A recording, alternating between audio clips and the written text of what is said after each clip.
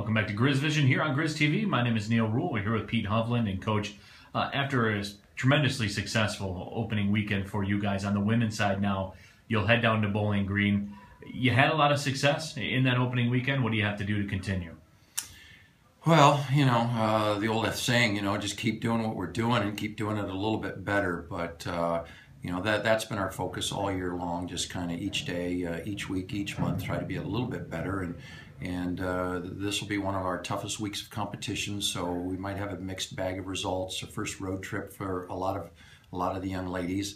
Be interesting to see how they handle that. But then that's why we do it. And a relay meet like the men last week at the Dennis Stark Relays, we'll get an opportunity to see a number of our athletes in a number of different events. In a dual meet, sometimes you just maybe see their first or second event. You don't get to see their third event or their fourth event.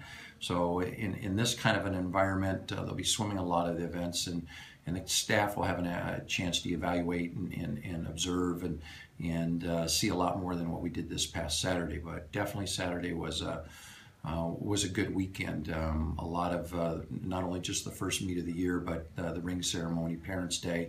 It was the weather was great, so it was a great weekend all around, and I think that all plays into it. We were at home. Green Bay traveled a long way to get here.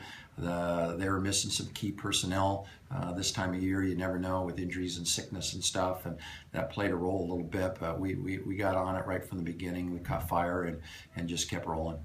And Coach, what about that? Your freshmen in particular. You and I were talking before we started filming, and you said you were pretty impressed with what some of your freshmen did. Again, it's another step for them. You'll get really a road look, a true look at them in a hostile environment. Yeah, that's exactly, and it's going to be a tough environment. It's just they're not going to get a lot of rest. It's going to be more like practice. They're going to get up and swim, 50% of the events, and but again, it's the test. It's part of that process. We'll talk about it. Just here's what you got to do. Fortunately, our conference is here this year, but you still have to learn how to go on the road. You have to learn how to compete. You warm up differently.